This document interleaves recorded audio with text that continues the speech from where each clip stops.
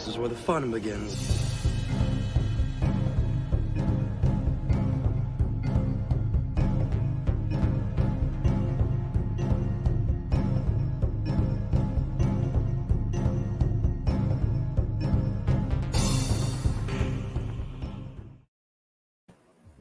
Good morning, everyone, and thank you again for tuning in to OG Star Wars Coffee Chat. Good morning, Stig. How are you doing? Doing quite well. Okay. Yeah, made an amazing discovery today. Okay, what's that? Started reading The Hobbit, which I've read it many times, but last year I bought a hardcover on eBay with the original cover on it. Ooh. $5. That was it. And when I started reading it, I realized, hey, it's illustrated. Oh. Yeah, pretty cool. It has maps and everything? Yeah. Awesome. That's good to hear. Oh my God. And we were just discussing Lord of the Rings and all that before we began, and very, very good conversation. You know, once I graduate, I have more time to sit down and fully dedicate myself to the lore of I need Lord to address the chat. Okay. Snail Messiah said he found out he's part Swede. I'm not part Swede, but you're part shitface. Oh. Did you hear that, Snail Messiah, you fuck bucket? Oh my God. Anyway, carry on. Carry on. He used the S word and he got exactly what he deserved. You and your Swedish hate. Yeah, well, he's from Denmark, I believe, so he understands. Oh, okay. Yeah, yay. Okay. Runs away and hides. All right. So we were talking a little bit of Lord of the Rings, and I finally get to sit down after I graduate next week and dedicate myself to reading this, because I never have yet. So I'm excited. Yeah, but besides the fact here, what is everybody enjoying in their mug today, their beverage? Today, I had a busy morning, so I went and got me a cappuccino. So I have some strong stuff going on right now. So very strong stuff. So in the chat, let's see who's here. Aren't you wondering what I'm drinking, though? Yeah, okay. What are you drinking? Yes, I am. I was going to get to that. I have half a Coca-Cola bottle. Half a Coca-Cola, so straight Coca-Cola, not like flavored. Like I know you like normal, fruit. Old school, classic Coca-Cola, and the bottle is half full because I'm such a positive beam of joy.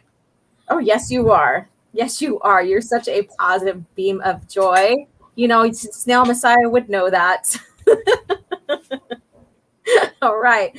So again, I'm sorry, Stig. I didn't mean to not ask you. You're like, quit being so negative, Alora. Shit. So ask your co-host what he's drinking. All right. So we have Miss Martin Muse is in with her classic hand waving rose. Thank you again for. Yeah, which is probably what's also in her coffee, a hand and a rose. I'm pretty sure not, because you just like to exaggerate about flavored coffee, but I digress from that. Orange Hat Reviews. Hello there. Hello there. There we go. And then Snail Messiah, hello, awesome people. And this is what he was Stig remarked, replied to. Yeah, I got him right away. You got him right away, huh? Had to be done. And then Caffeinated Wolf, hail friends, and hail to you. I hope you're doing well out there. And then runs away and hides. I guess you made him tuck his tail. So, and let's see here. It jumped on me, so now I lost where I was at. Okay, here we go. I do love it's how we tease each other. Yeah, I figured that much. Someone pressed the Swede button. Made Stig go off. And then Shane Nolan, hi everyone. I'm glad you're here with us this morning. And again, if you're just tuning in, please share what you are enjoying in the comments in the chat. And Robert Da Costa, hi everyone. And then Orange Hat, no caffeine today, but woke up on life. Well, that's good. It means he had morning wood. There we go. Morning Too wood. much information on Orange Hat. I guess if that's how you interpret it, Stig, too much information again. All right, Caffeinated Wolf. I just finished my second cup of hazelnut roast coffee. Sounds great. Sounds great. Now in mine right here, this is a cappuccino. I love the cappuccino or the espresso coffee as well. And I like it mostly dry, so just the foam milk just on top, and then with a little bit of vanilla just to sweeten it up, just a little tiny bit. Yeah, just to ruin the whole thing. No, it doesn't. It's just like putting sugar in your coffee. It's barbarism. No, it's not. You don't put sugar in the coffee either. That's bad. Put some in the tea though. That's acceptable. Sugar in coffee is good too as well. So no. This is going to always be the banter between us now, is like how to drink coffee according to Stig and according to me. Yeah, as long as you keep committing crimes against tradition, then yes. It's not a crime against tradition. No, it's not. It's actually a sin. It's not a sin either. Look to your sins, Elora, because the night is dark and full of terror. Robert De La Casa, this is where the fun begins. Yes, it does. And then Shane Nolan, I guess he's enjoying Coca-Cola. So he's right there with Stig on the Coca-Cola or the Coke drink. Good man. Good man. And then Dave Myers, hello. How are you doing? I haven't made it in a long time. Hello, Alora and Stig. And props to you for spelling my name right. Woo!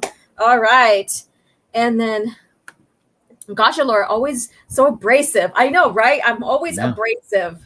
Yeah, you need to cool it, you know? You need to be lighthearted like me. Yes, very lighthearted like Stig. Oh, my God. I guess apparently I'm abrasive. Oh, well. Matt G, laugh out loud. He's enjoying this banter going on already. And again, if you're joining, please hit the like button, and then a special announcement. I have it on the banner below before we get started. If you become a member of my channel, any live stream from here on until the end of June, you will be entered in a chance to win a copy of Heart of the Jedi. So if you didn't catch the order phase of it before it got canceled, then you still have a chance to get the book. So I don't want it because it probably has coffee stains on it, and you can tell by the smell of bacon. Oh my God! Yes, you're such a like bundle of joy, Stig. You're so positive, so positive. Stig coffee is black and sad, like his heart and soul. It's not sad. I'm just, expressionless. Expression. You're the abrasive one. No. I'm just determined and grim. You're just determined. You have goals, huh? Stoic. That's a good name. A good word. I'm going to have to come up with a Lakota name or Indian name for you. I'm going to have to come up with one. I have an Indian name for Caffeinated Wolf. What's that? White Swallow. Oh, Lord. Got him back. I got him back. White swallow. Well, there is a bird called a swallow. So yeah. Well, that was not what I was getting at all. Well, you could take it either way. So okay. All right. Caffeinated Wolf. A non-existent heart is probably pretty light. Great point there. Great point. All right, Robert. Sticky coffee stains because of all the blasphemous sugar. Yep. He gets it. He understands coffee. Okay, so you know what? I don't know why I do this, but like when we go on hunting trips, camping, or what have you, I like my coffee black, nothing else. I don't know why, but when I'm home and enjoying coffee and stuff, I will have a little bit of like sweetener and stuff in it, and that's it. So I don't know what it is about being up in the mountains and in the fresh air and all that, so that's just my thing. So Slick, the panel is balanced, light and dark in equal amounts. Light and dark, yes. And then Stella Messiah, at OG Star Wars, just make his native name the Norwegian Dead Inside. Stig, are you dead inside? No. No? I don't think so. Yeah, I don't know. Well, we could say that you're, a Force ghost if we want to go with the Kenobi route. Well, I'm not really glowy, am I? No, you're not glowing with anything, not even with envy. No. All right, Becky Browns. Hey, how are you doing? Have iced tea since it's 86 degrees. Oh, nice. Really, if the tea is 86 degrees, it's not iced tea, is it? Come on, Becky. I think she meant the weather, but yeah. And then Soul Assassin. Hey y'all, hey, what you doing? And then Caffeinated Wolf, Sith take their coffee black. Yes, and that's what I shared on my Twitter this morning when I got up. So don't underestimate the dark blend or whatever. Yeah.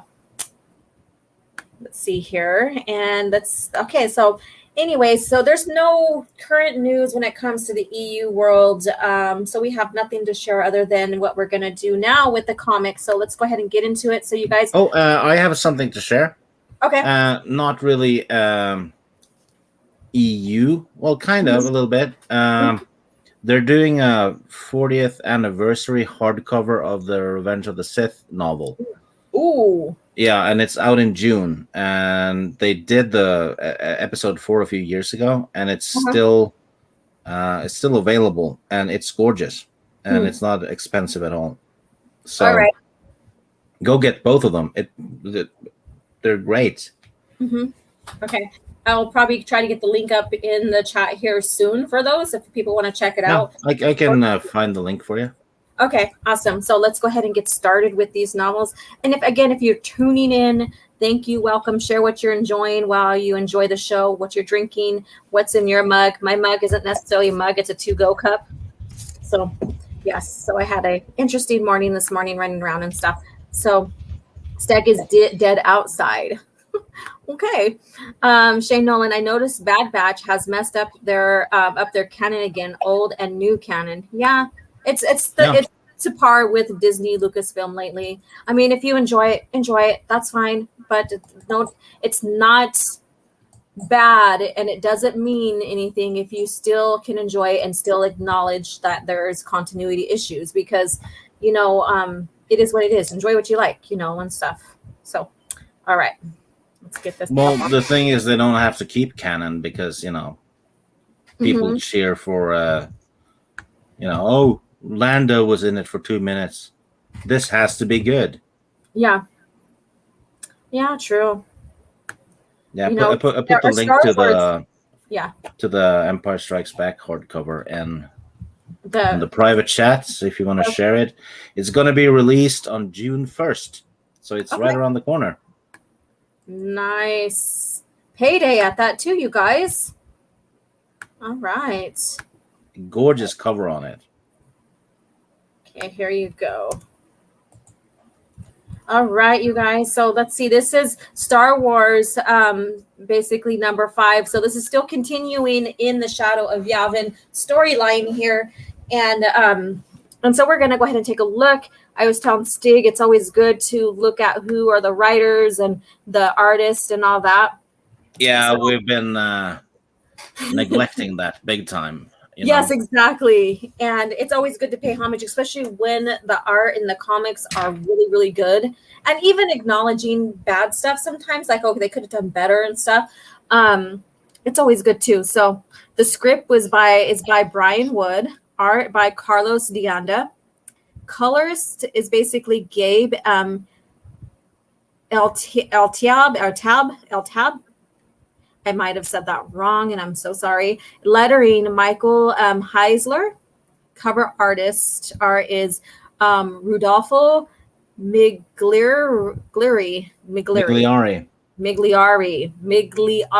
There we go. Yeah. So there we go.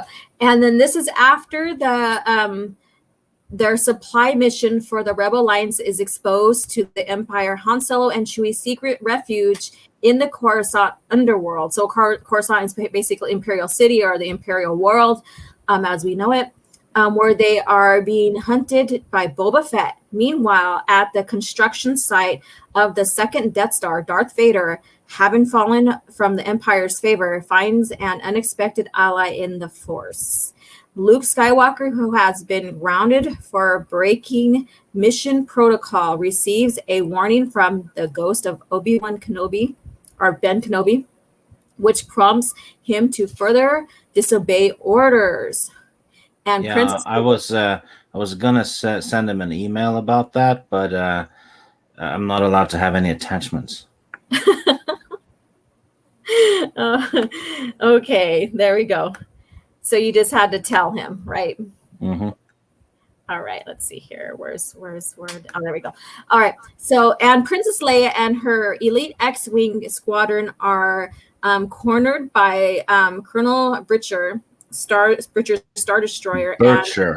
Britcher. I keep on saying Britcher. His britches, Britcher. Yeah, you're butchering it. I know I am. I'm butchering Britchers. I don't know why I don't grab my glasses to read these little small scripts here. All right. From the TIE Interceptor group, forcing Leia and her pilots to make a stand, possibly their last. Dun, dun, dun. So there we go. So they're still on their mission here. And we have Leia here. Leia Wedge torpedoes away. So they're fighting against the Star Destroyers that came in, and you see the interdictor way in the back part behind the Star Destroyer, or in front of it, whichever you want to say. Yeah, and it's apparently an ambush because they were suspecting a traitor in the Rebel Alliance that has been sending intel to the Imperials. Exactly, and they're still trying to find out who that is. Yep. And so their mission is not only, to find a new base, because right now they're basically homeless, but to also find out who is leaking information to the Empire. Yeah, which means if someone goes on a date with Leia, and when he's taking her back, he can drop her off anywhere. Just kick her out. You're on your own. Yeah, homeless. She's homeless. They're dating a homeless bum, basically. Poor Princess Leia. They're like, how dare you say that about Princess Leia? So here we go. All right. Like, I'll drop you off on Alderaan. Oh, wait. That's so bad. And then they take her, and all you see is like her planet, like the what's left of her planet, just floating around in that area there. Which one do you want to land on? Oh my God. All right. So they again, they got ambushed here, and they are basically, you could see by their monitor that they are up against a lot. I like that the monitors in the X-Wings in the comic follow the stuff you see in the in episode 4. It's almost like it has Atari graphics. Which I think always, it's awesome. Yeah. Oh God, Atari is so much fun. Okay, anyways. It's like playing Pong with the TIE fighters. Yeah, so the Yuzon Pong. The Yuzon Pong? Okay. So, so they're planning to break away from the interdictor, because right now they're enabling them from jumping into hyperspace. And that's what these interdictors do, which was lacking in the new lore, which is sad. But hey, you know what? We're talking about the classic stuff, and this is where it's at. And, so they're trying to get out of there because they realize that, they can probably hold up, because they have before, hold up against that many, TIE fighters. But it's still their Rebel Alliance is so small right now that they can't afford to really lose a lot of people now. So and they're sending torpedoes, close proximity torpedoes at the Star Destroyer. Yeah, manual destruction, which means manual detonation. Sorry, which means they have to trigger it. Yeah. Exactly. Hitting pivotal areas on the Star Destroyer. So I believe this is Bircher. Yeah, it is Bircher. He's a min. This is Bircher. Accelerate to maximum speed will close the gap before those missiles go active. So basically, he knows exactly what they're doing. Yep. You know, because they also have been practicing, and they also have been updating their starfighters, basically their TIE fighters, as well as the Rebel Alliance, as we see here. So we get an evolution of the. Yeah. So. Yeah, we have the TIE Interceptors now, and that top picture though is awesome. It is. It is. I wish they had done an animated series or something with this art style. Yeah. That would have been fun. Because look at even down there, look at Leia's face right here. Yeah, and instead of that stupid cartoony stuff Disney's been doing.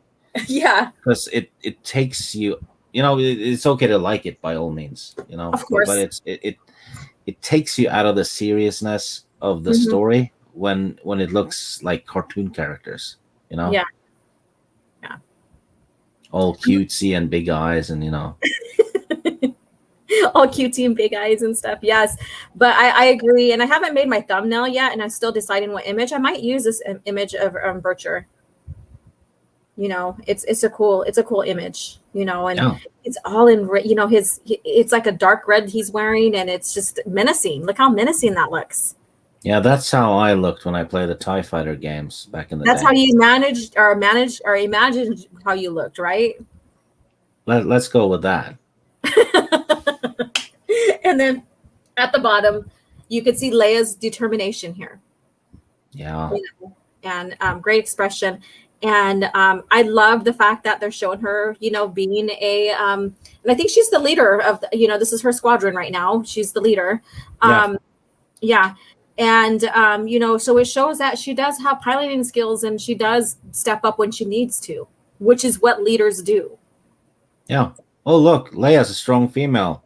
She didn't have to smack people around either. No, she didn't. Her voice alone was commanding. She didn't need to resort to violence at all. And she had so much respect from everybody, and she respected everybody too. So there's that difference. There's that stark difference between the lores and how they handled even her character. So, and then so we have, you know, they're fighting here, there are explosions going on. I think they nailed a interceptor. They nailed the missiles, I believe. Yeah, okay, that's what I thought too, but I wasn't sure. But I forgot to mention, I like this picture because you see the interceptors here and they're shaped from the side, and then you see the inside of one with, you know, the cannons here and stuff. So I really like that too. All right. Yeah. So basically they're targeting each other's missiles so that, you know, they don't, of course, hit each other and stuff, you know, to put it in layman's terms. And we have people on the bridge basically watching what's going on. You know, good stars, what is he doing? Multiple impacts, you know, so they're like, you know. Yeah, they lost a bunch of TIE interceptors, I believe, because I see pieces of them in the. Yeah, that's what I thought too, was that. And so this story is, I don't want to give any spoilers what's going to happen in the next coming comic. So we'll just leave it at this for right now and let you guys, you know, be surprised in some of this. So, and then he's like, blasted rebels, squadrons, evade pattern, delta, vector. You are free to engage. Pick your target at will. So basically he's like, okay, let's go ahead and take care of these bastards. That's how I seen that. Let's go ahead and, you know, fire back. And what's crazy is that there are so many of them, and then just like a few of them in the squadron with Leia. So it's very interesting. Yeah, there's just 3 of them. Yeah, it's Tess, Leia, Wedge, and Tess. Someone else. I think her name's Tess. Yeah, and I love this image of the stealth X-wings right here. Very cool. You know, just like with the interceptors, this is very, very cool. You know, I'm just like enjoying just like even how well they did this art and depicting the motion and the weight of the stories in this comic. So, all right. Yeah, I mean, compare this to what you see in the High Republic comics, and you're gonna cringe. Oh my God. I haven't even taken a look other than what was shared with me, what's in there. And I already cringed with that. And so Tess is a Corellian. So, basically Leia's like, nice one, Corellia. And same to you, Corellia. So basically she's flying with two Corellians by her side. Yeah. So, yeah. Traditionally, really good pilots. They have a knack for it. Exactly. The Corellians and the Duros, actually. Yeah. Yes. And then she's like, stay focused, Gray Flight. Just target or tagged 11 lead. So basically they're discussing what their next move is, which means nothing as long as the interdictor is there. We still won't be able to make jump to light speed because of the interdictor, and that's what they're trying to do, is make that jump, trying to clear away enough to be able to jump, but they still have to consider their hyperspace lane. If they jump blindly, that's dangerous. Yeah, so, which Disney seems to have forgotten about, even though they say it in the movies. Yeah, exactly. You need to use the hyperspace lanes. Yep. So basically they want orders from Leia, and she says, come around 215, set course directly for those gravity well projectors. So I think they're going to try to target those gravity well projectors, so that they can out of there. Yeah, because the gravity well projectors actually keep them from jumping. Mm-hmm. Exactly. Which, gravity can't make hyperspace jumps within the gravity. Exactly. And so this is interesting because it gives you more depth on the interdictor and how they keep them from jumping if they're in the vicinity and stuff like that. So very good, insight to the lore pertaining to that. They're sticking to the lore. Mm-hmm. Yeah. And then they're like, oh, those interceptors are fast, because those are brand new to them. Just like the stealth X-Wings are brand new to them, to the Empire. They can keep up with the X-Wings, which they're amazed by. Yeah. So, and what do you favor with this? Do you like the Interceptors better than the X-Wings? I don't know what I like best, because I just loved playing those old X-Wing games and the TIE Fighter games back in the day, and it really got you the feel of the ships and stuff. Yes. So I like the TIE Fighter just as well as the X-Wing, really. Yeah, they serve their purpose, right? Yeah, and it's just I just like all of it. I remember having a soft spot for the Y-Wing. Don't know why. Okay. No pun intended. But I don't know. It just I do like the Rebellion era ships better than the prequel era ships, though. Yeah. And that's probably pure nostalgia.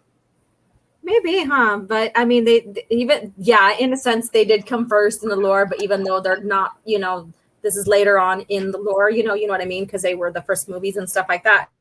But, going back and looking at the PT era, you see the early phases of these type of starfighters and stuff.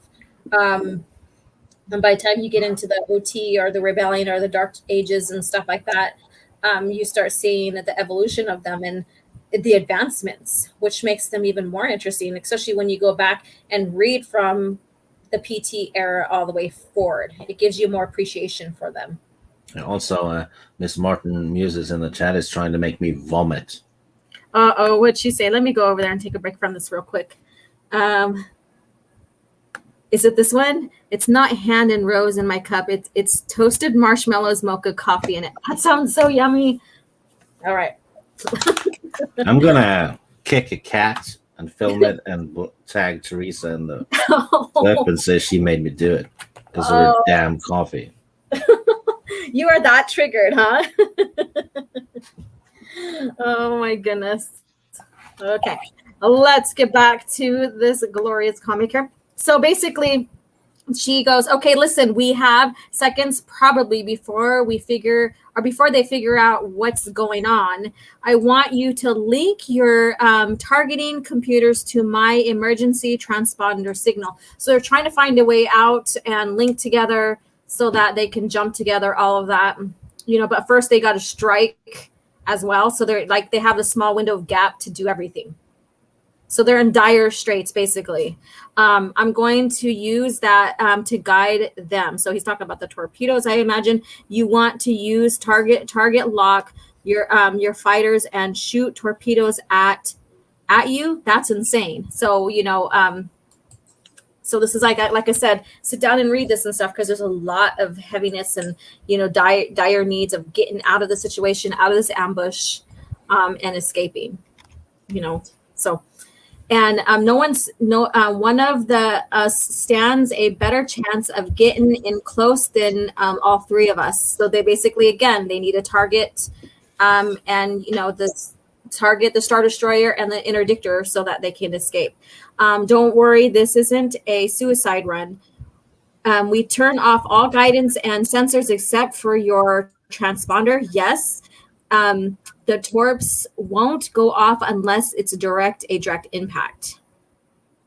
You're tough, gray leader. So there we go. So you could tell they're getting ready to target and shoot at the interdictor or the Star Destroyer.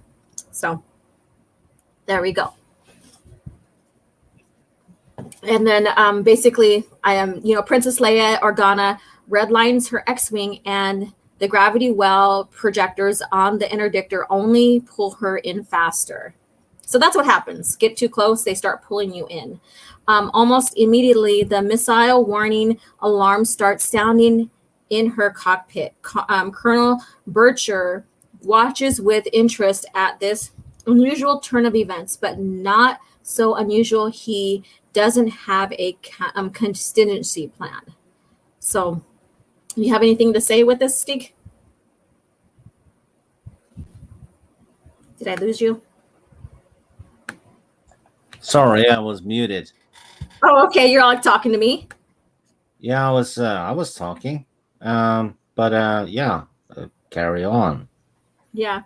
And thank you, Open Airlock, for being here, and a $2.50 super chat. Thank you so much. Can't say have a good one. And thank you for popping in for the super chat and briefly listening. And your support is always greatly appreciated. And again, every single one of you as well. So, all right. So we are here. I don't want to remove that. They are getting ready to get in close to the interdictor so they can, shoot at it, shoot torpedoes at it. And Bircher is just now discovering what's going on. And it's Leia who's doing it. Leia is the one that's getting in close. So, and again, she shoots, but then she's really close because, she can't break free quickly because she's caught in the gravity well. Yeah, and she's basically herding the missiles into the Star Destroyer. Mm-hmm. Yep. Exactly. And she go ahead. Blows up, and then they're able to make the jump. Yeah, exactly. And you do see that it still impacts her X-Wing because she's still within the vicinity of the impact. Oh yeah. Mm-hmm. Yep. Close call. And the reason why they're using missiles is because they circumvent the shield, because it's an energy shield that blocks blaster fire. Yeah. But not physical objects. Mm-hmm. It's interesting how that goes, how that works. Not to be confused with the shield in the hangar bay. Okay. Because that blocks physical objects. Because they turn the shield down when the Falcon is brought on board a Death Star, for example. Yeah. They lower the shield. Otherwise, dust and rocks and all kinds of stuff would be flooding into the hangar base. Mm-hmm. So two different shields. Deflector shields for defense around the shape of the ship, and it blocks energy. While the hangar ship, the hangar bay shields and stuff blocks objects. Yeah. Yes, there you go. So there you have it. A little bit of education from Stig on the variants of shields that is used in Star Wars. So not to be confused, which again, Disney Lucasfilm was confused. But that's another story. But yeah, you could see by her TIE fighter that she did get damage from it. You can even see from the trail of her from her starfighter. Yeah, actually, you see it in Revenge of the Sith. when Grievous breaks the window. Yes. He gets sucked out into space, but the ship still has deflector shields. Mm-hmm. So if deflector shields functioned like Filoni thinks it does, then Grievous shouldn't have been sucked into space. Very good point. Because you see it with Thrawn, right? The window is broken and the tentacle thing is coming in through the window. And then they enter hyperspace. I mean, he should have been crushed. Yeah. So magnificent plot hole in Rebels. Yeah, great catch. Really great catch. So so there's you guys' lessons on the shields and what their purposes and and all that. Lore and world building and making sure everything makes sense was as a bonus, when Anakin and Kenobi enter that ship, Grievous' ship, they shoot the deflector shield power things before they can enter. Otherwise, they will go and splat against the hangar bay shields, because they shoot those boxes on the side and it disables the shield so they can fly in. Yeah. Into the hangar. Yeah. And then stuff gets sucked out. And then the safety doors close. Yeah. Yeah, the particle shields, and Filoni is garbage. Yep. Oh no, not the Lord and Savior of Star Wars. All right, so let's go on. All right, so like I said, she's suffering damage.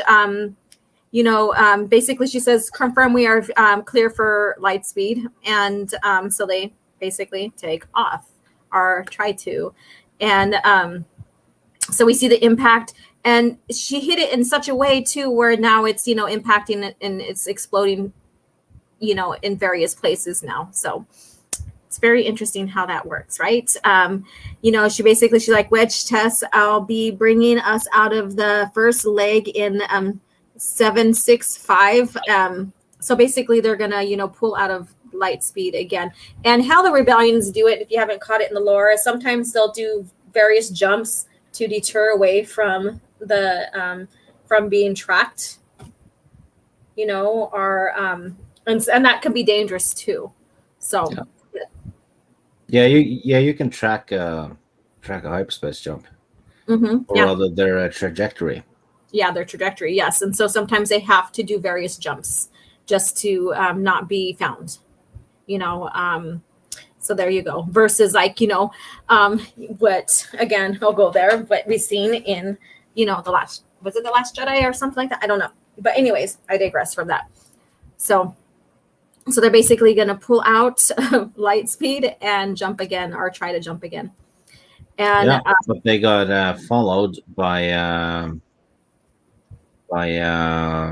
Britcher. A bomber. Or Bircher, but not Britcher. Bircher. Yeah, but you see the ship on the previous page. It's a TIE bomber, I believe, modified one. Yeah. Oh, yeah, it is. Well, he's right there, and I think he jumps with them. Yes. Yeah, and some of them did have hyperdrives because they're bigger than a normal TIE fighter. Yeah. Yeah, and they're more equipped for it too. So you see a lot more room and space on there, and as well. So. Yeah. So Bircher seemingly blows up Leia. Yep. He's all detonate, and then they're like Leia, kind of deal. Yeah, it detonates above her though. Yes. Yeah, because she's down here. Yes, and you can see the TIE fighter, fuming from her shooting at the interdictor. Yeah. So. And then now we're going to go to Imperial Center. So we're back on Coruscant, and we're going to get into what's going on with Han. And so now he was discovered by the person that Mon Mothma set him up, and basically it was a deal to get weapons and stuff for the rebellion. And that fell out because it ended up being a spy, or I wouldn't say a traitor, but someone from the Empire that came in and tried to kill them. And so he shot first. There you go. He shot first and got out. So he's in the Coruscant underworld, and you can see how he's how dirty it is, how different it is, how dank it is. There's multiple species down there, different lifestyle there versus the upper part of Coruscant. Yeah, and speaking of different life forms from the underworld, Matt Wilkins is in the chat. That was perfect timing. Oh my God. And I'm going to go ahead and get the super sticker here. Thank you so much for the super sticker, $1.99. I don't have the stream in front of me to see which one it is. So, but thank you again. And then Matt Wilkins, Stig again, when is the net replacement guest coming on the show? So I don't know if you meant next or net. Nobody knows what he means, really. And how are you doing, Matt Wilkins? I'm glad you are here to join us as we go through this comic here. And I look forward to your guys' little banter here as we move along. Yeah. And so they go into a little cantina area, I guess. But basically he says we better have a plan soon, or we are gonna be permanent residents of this place and stuff. So they need to get off the planet, and so forth. But they're they're in hiding because they got chased exactly. in the previous coffee chat. Yep, exactly. And then so they go into this cantina place here, and of course, like I said again, it's very different than the upper portions of Coruscant. Yeah. And so we get a glimpse in that. And just imagine if we got to see George Lucas's underworld. Yeah. This is only a glimpse of what was being developed, and I think it's amazing. I would have loved to see more stories about that. He said he would be using fringe characters, which is it was a term for scoundrels and stuff like that, with characters that weren't necessarily involved with the main conflict.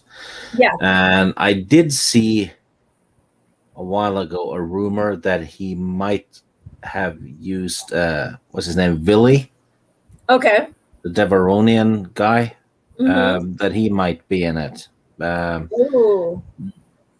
Don't take that as truth though, because there was some rumor stuff about it, and then it just went away because it got canceled.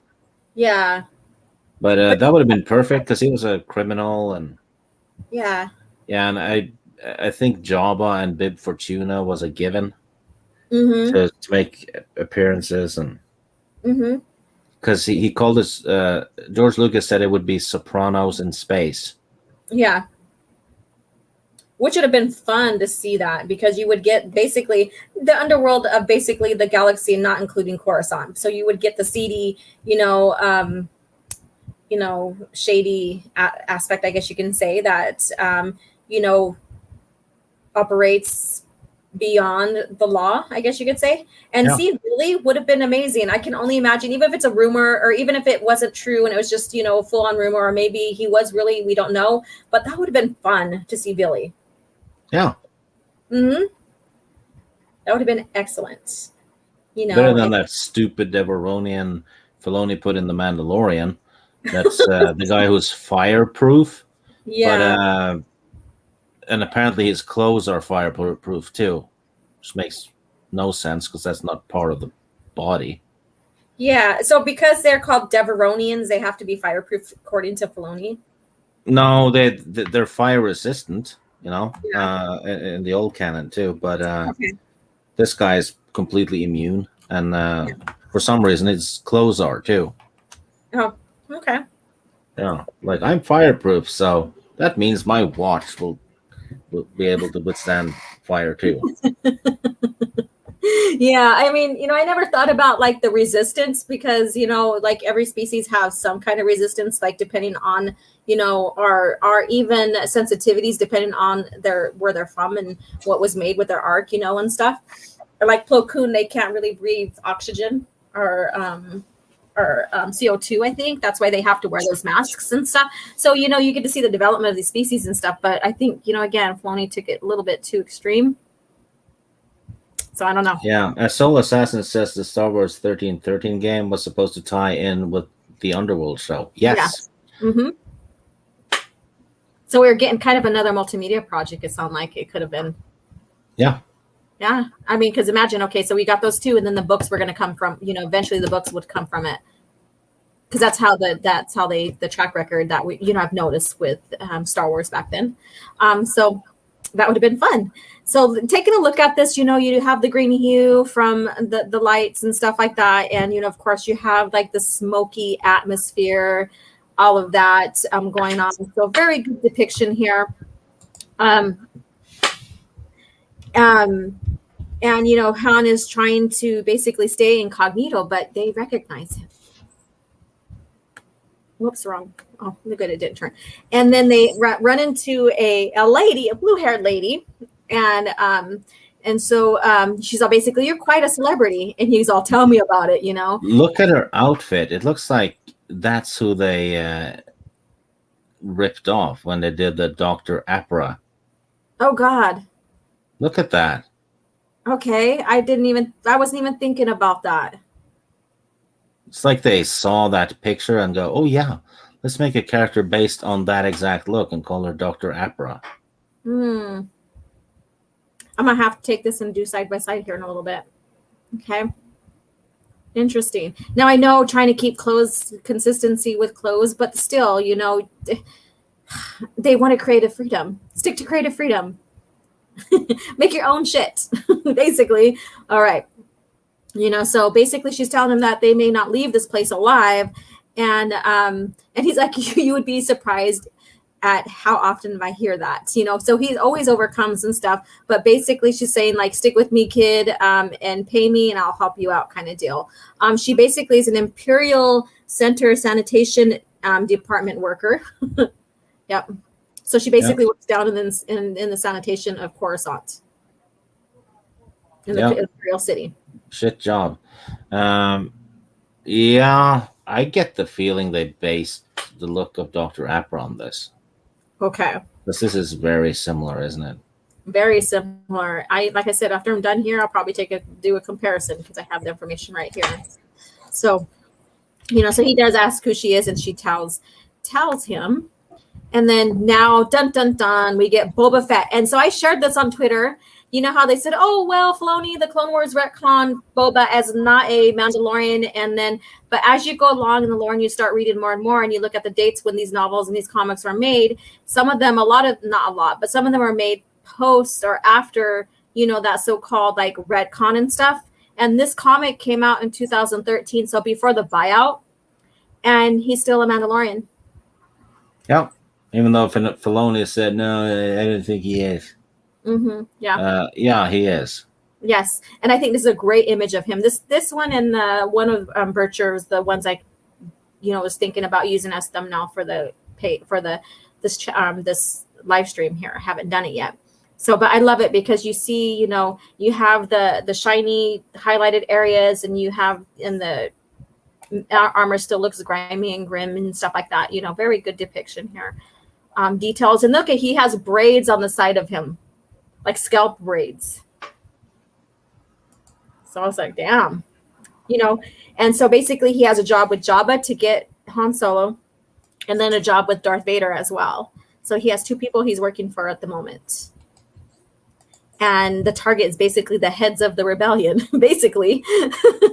So, he looked, I guess he's looking. He was on a mission, I guess, to discover who that pilot was that shot the Death Star down. And, of course, the bounty for Han Solo. So, and then again, Osco Bosk is, looking for Han Solo too, working side by side, I guess you can say. He looks very... Let me zoom that in. Is it Bosk or is it... Yeah. It looks Bosk. It looks like a skinny Bosk. Yeah, he looks very tiny compared. He, like other depictions, he's a little bit more buff, I guess you could say, or more stout. I wouldn't say buff, but more stout. Yeah, looks. He looks anorexic right there. Yeah. Sorry, I went that way, but yes, he does. He looks a bit anorexic right there. All right. So now Han has this lady, he says, who is like blackmailing him basically. And then he also has, Boba after him. If you click the private chat, I found a picture. Okay. And you can compare it to this picture of her, right? Okay. You want me to share? Oh, yeah. Okay. Yes. Okay. Let's go ahead and share that, and then we'll get on. This is the, I don't know, action figure thing. Mm-hmm. I mean,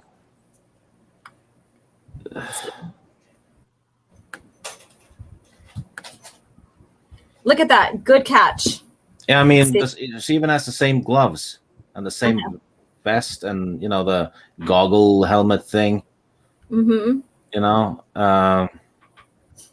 Looks strikingly similar, though. Because, they changed some stuff. Obviously. So it's not, identical, but it looks a bit too close, doesn't it? Mm-hmm. Yeah. Yeah. For those of you who are still on Twitter, share that stuff all over and tag Disney. Yeah. So he says 2013 was after the sale. There was still stuff being published that were coined legends. So there was, and then some the stuff that wasn't canceled, and they couldn't really change the story. They still went ahead and published them as legends. So still part of the original lore. And there's some that like Tarkin and Heir to the Jedi that they tweaked to fit in their new lore. That could have been put in Legends because that was supposed to be originally in Legends, our original lore production before the buyout. And then there was a lot of stuff that was canceled. So during that time frame from 2012, 2014 was when they were reconstructing everything, deciding what they were going to keep, what they weren't going to keep that was coming out, and canceling what they didn't want to keep whatsoever. So yep. So that time, that gray period, you will see stuff that came out. Like even Razor's Edge, that story of Leia, that's a Legends novel. Even though it came out during the buyout time in that short period of time, 2013, 2014, between that time, it's still Legends. It's not the new lore. So it's listed on the Legends novel list. Mm-hmm. Yeah. Exactly. So there's that little time frame. So the date doesn't necessarily mean it's the new lore when it's that so close to the buyout. So you just have to, know exactly which way you're going. This was published in 2013. It's still part of Legends. That's why it's in this Legends collection here in the proper timeline. So there you go. So yeah, so a little bit of history there. So basically, I forgot to write her name down, but she did give it. And I don't think she gave it yet in this other one. Let's see here. I just reviewed and just didn't write shit down and stuff. So, but anyways, so she's basically, asking for billions. She's asking him to pay her what Jabba wants, and then also 10% or something like that. For her to happen. Greedy bastard. Mm-hmm. Yep. And, so this is very interesting because right here, they're not discriminating against anybody. Women can be just as shady as men. Women can be just as strong as men as leaders, vice versa. So there was no discrimination in, as long as it fit the story and stuff like that. And that's what they were looking for. It didn't matter their gender with their characteristics. So you could be still a villain or a shady smuggler or whatever and be a woman. So unlike, a scoundrel is a scoundrel, right? Mm-hmm, exactly. And it doesn't see no gender. So basically, she's teasing him too. You call yourself a smuggler, Solo, and I'll grant you your reputation, but I'm operating on a whole other level. Yeah, the bottom level, literally. Yeah, the bottom level and stuff. So she's really blackmailing him now, and I think he does agree with her. So what's it going to cost me? She goes, everything you got, hotshot. Take the deal. It's a bargain. So, and then now we go back to the Rebel fleet. So they do make their jump, and they're jumping their way back to the Rebel fleet. And Luke has now. No, this is Luke in the X-wing. Yeah. Oh, they're leaving. Okay. Yeah, so he's flying around with what's her name? The one that's from the same planet as Depa Bilaba. You can see her. Exactly. I jumped ahead. Yeah, I did sped ahead. Sorry about that. All right. So basically, Ben from the past comic that we reviewed warns Luke about Leia, and so he basically goes against commands, like I read in the beginning, and and because of her training, because of she was, her customs and her planet and stuff like that, she does have some experience with the Force because of their specialized training on her planet. Yeah, she actually heard Ben's voice. Correct. So that's Luke telling her about the Ben Kenobi being an old Jedi, and he was there for him when his aunt and uncle died, and correct. Blah blah blah, emo. Yeah. And so you see, because it's so early after Yavin and destroying the Death Star, he's still dealing with emotions of losing his aunt, uncle, and losing his master and mentor, I guess you could say. And he realizes that Ben has been there for his whole life, protecting him, even though that he was this like oddity, this local oddity, or a strange recluse. Because that's what Obi-Wan wanted himself to look like. He wanted not to be recognized as anything else. And he became Old Ben and the strange recluse and stuff like that, so that no one would bother with him. Because he had this is like a weird thing in Rogue One that I'm surprised people didn't pick up on more. Because in Rogue One, they design a flaw in the Death Star thing that only a Jedi can hit. Yeah. And there's, for all they know, the Jedi are gone except for Ben Kenobi. Which I think Bail Organa is the only one who knows about Ben Kenobi. Yeah. So they design a flaw that can only be hit by an extinct group of people. Because they're myths in their lore, right? Yeah. So that's, because they know the Jedi are gone and all. So how do they expect to, take advantage of that flaw? I mean, yeah, that wasn't fully planned out, and that is going to be addressed in my coming video that I'm going to do, Rogue One versus Dark Forces, which is going to still go beyond just a bit. Yeah, well, because even if some of the rebels knew, the guy who designed the flaw didn't know. Exactly. All they know is that they're extinct, that they are myths, that they haven't seen a Jedi, basically. And even reading, listening to Allegiance, the original lore novel, there's a part where Luke ignites his lightsaber. And again, this one too, that story too, was around the same time, almost the same time as these comics here. And he ignites the lightsaber, and then, people look at him because they remember what it looks like and what it sounds like. And they even say that's a sound that no one forgets, even though that's maybe the people from the planet haven't seen it since the Clone Wars. Everybody recognizes it as a Jedi weapon. Yeah.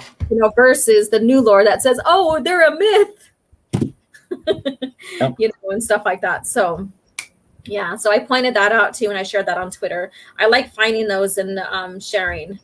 They're fun little tidbits that kind of make, the new story group look like they don't know what the hell they're doing. And it's funny that they even stated that they can't veto any contradictories that the creators make. So why have a story group if they can't, keep the lore straight? No, they can't keep anything straight. I mean. So here we go. So again, we having Luke, sharing his realization about Ben Kenobi, and realization that, he was there to protect him. Basically, he was there to protect him. Yep. All his story of his life, his past is coming and flooding to him as he through these realizations, even though we don't see as much. We just get the hints of what he's saying right here. So, and she basically, I don't know what that was. I hear his voice sometimes, never more than a few words, and I assumed I was just imagining it. So basically, it looks like trying to figure out, okay, so this is it's the Force. He's realizing it's the Force, and that. Yeah, this is before Kenobi managed to manifest himself properly, because that takes time too. You don't become a Force ghost immediately, except with Anakin. It was a special case because chosen one. Yeah, he's like. But the others took a bit more time. Yeah. And Yoda has been practicing it since Episode 3. Yeah. Kenobi took a bit longer, as we saw in the novels, actually.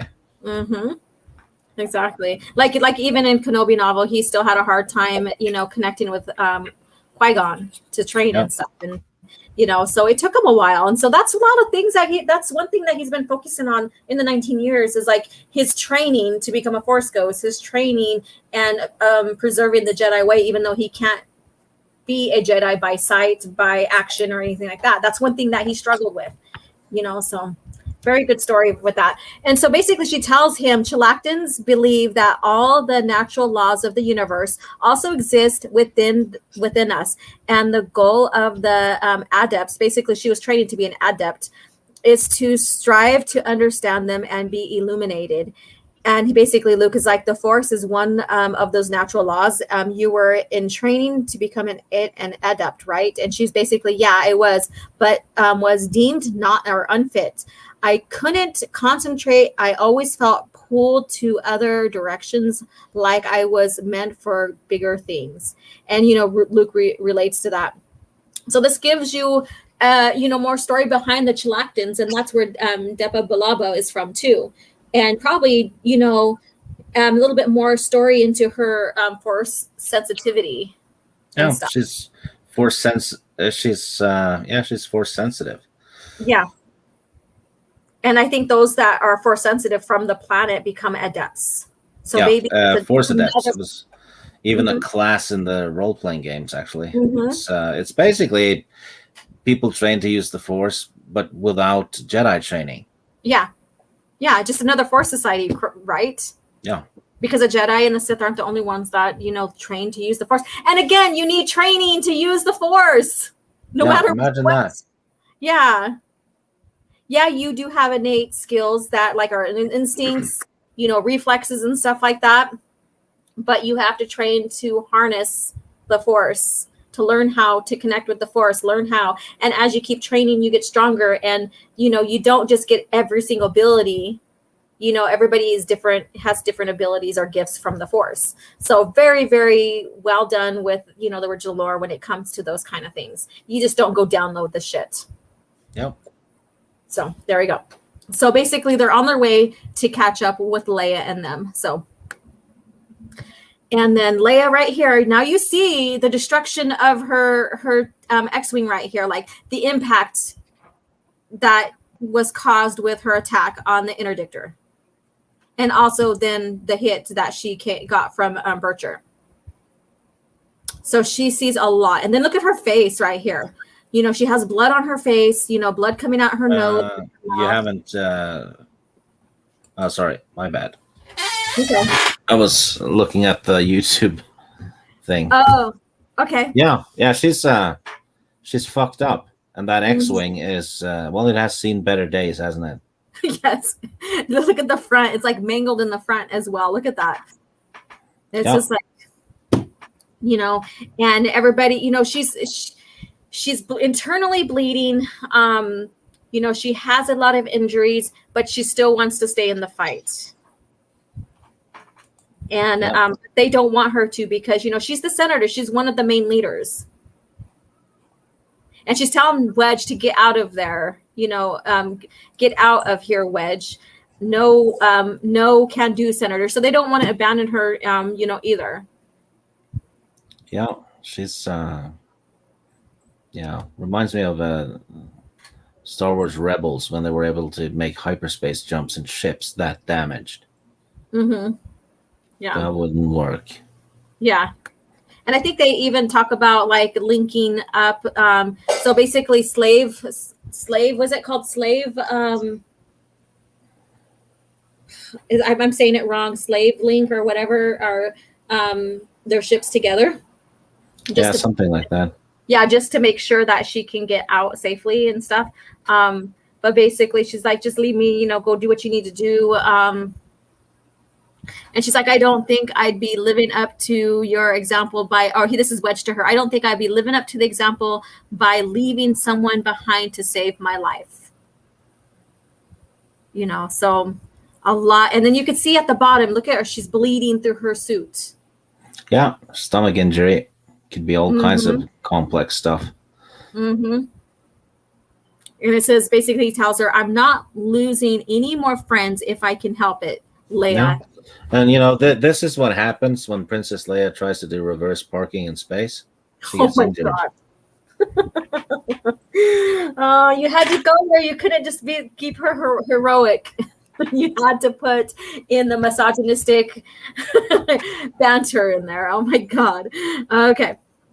I'm going to take a look at the chat real quick. I know we're coming to close to this one here. Yeah. And let's see here.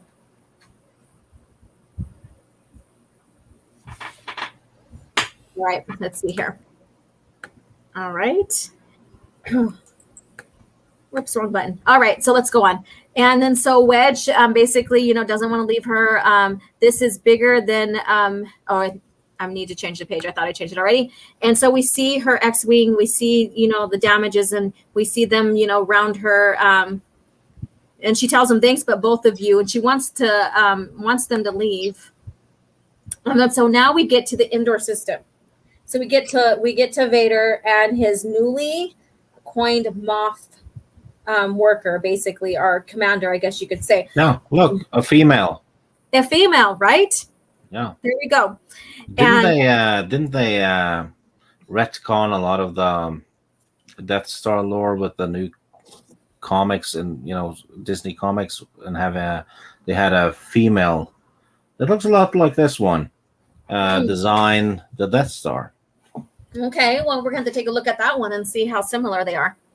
Again, oh my God, we're discovering so much here. So again, this is what they want for creative freedom, right?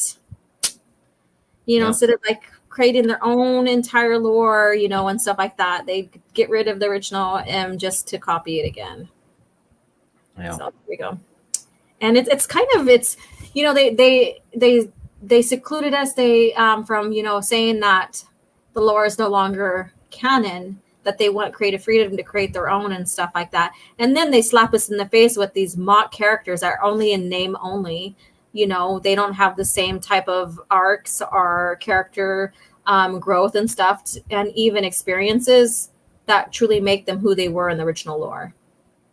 Yeah, so. And Vader he has found out the name of the guy who blew up the Death Star. Mm-hmm. Which is in another comic, actually. They captured a rebel and tortured the information out of him. Yeah. But he knows someone named Skywalker, who was with Obi-Wan. Got a sting. Yeah, that's he's putting two and two together. Let's put it that way. Exactly. And he considers that to be his prime focus. It's a threat to the Empire. Yeah, it's a threat to him, to Palpatine, to the Empire in general, because he's like you said, he's putting two together. So and it's the name of Skywalker. So if that his son is, which is he's probably suspecting here, then he's going to be very, very strong in the Force. They can't have him train as a Jedi, and that they need to get to him, kind of deal. And then it also creates this curiosity about like, oh wow, I did have a surviving, child. So yeah, and so he makes her her name is Bura Sai, and then he makes her a Moff, and he puts her in charge of the Death Star here, the development of the Death Star. So she will be reporting to the Emperor. And I think female Moffs are called Muffs. Muffs? Why do you say that? Why? MUFF. MUFF? No, it says right here, Moff. MOFF. No, yeah, it's yeah. Why is it Moff? I'll type it in the private chat. Oh, good Lord. Okay, you guys, listen to this. Should I say it then?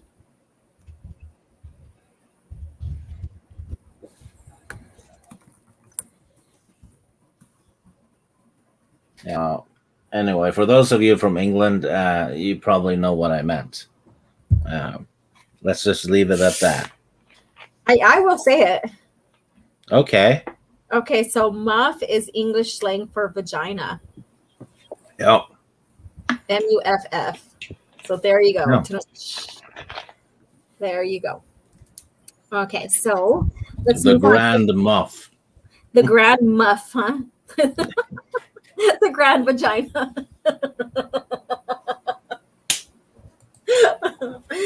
Oh, goodness. Okay. So basically, he says she will be reporting to the Emperor. And he says he prays it is to his satisfaction. Failure at this point will mean a fate from which neither nor I nor the Force can protect you. So there we go. And it sounds like he's going to go off on his own now. He's got other things on his mind now, as we see. And seriously, look at Han Solo in that cover, though. That's I'm just gonna say it. He looks inbred. Yeah, poor Chewie Han. doesn't look that well in the head either. No, he doesn't. Oh my God. So let's see what's going on in the chat here. I'm not going to scroll up too far. So basically, yes, Soul Assassin, hit the like for Stig calling out Disney failures. Yes.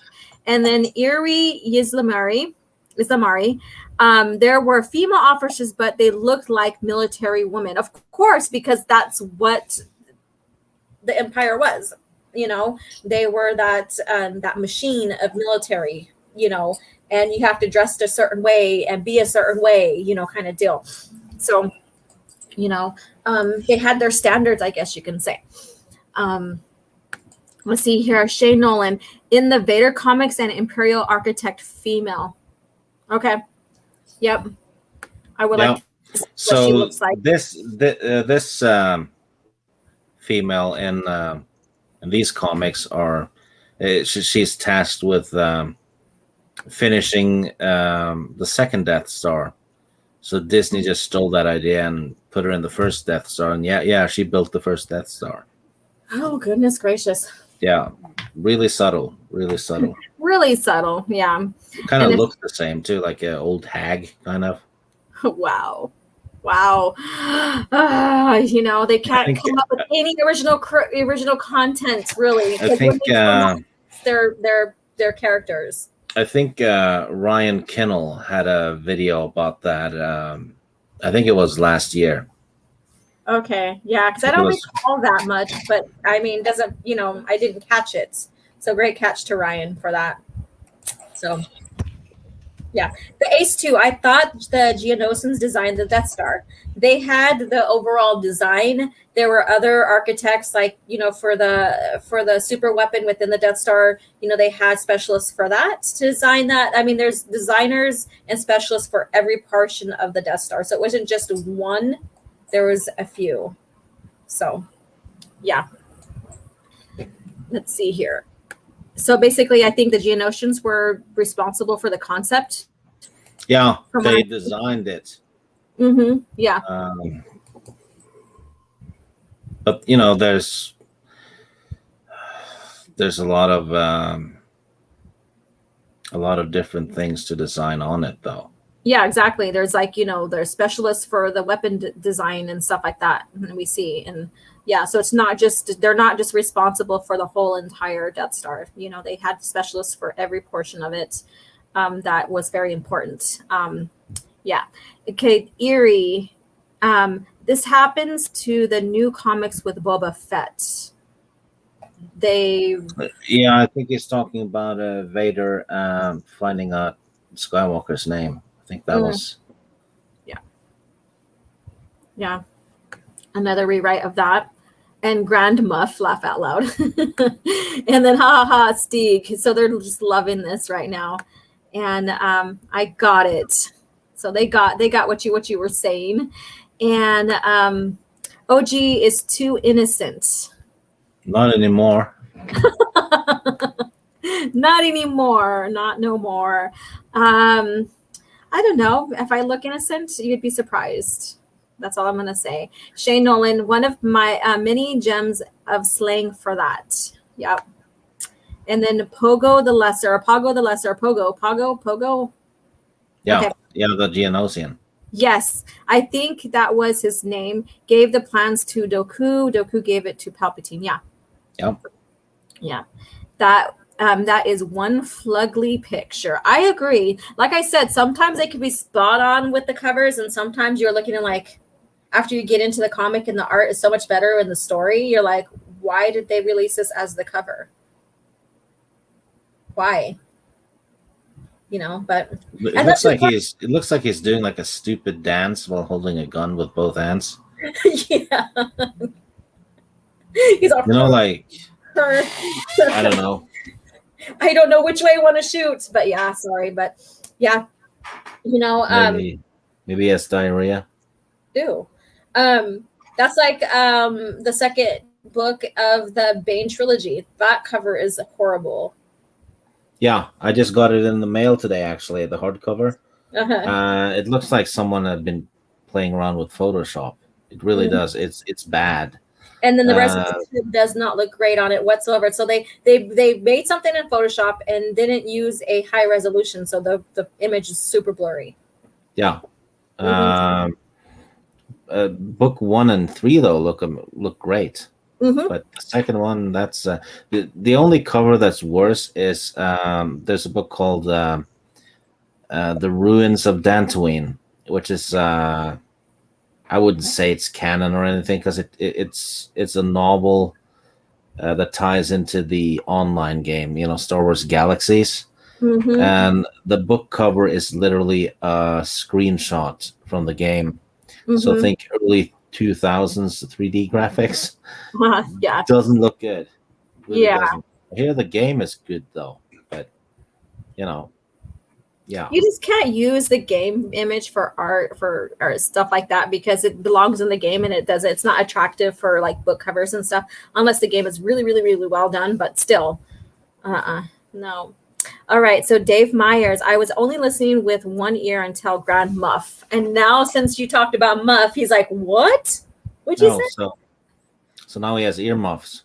Oh, God. You set yourself up for that, darling. You did. You did. Good one. I know, Stig, you're a scoundrel. So I guess you're a scoundrel. Stig? I thought you had the high ground. I don't know. I don't know. I'm just here.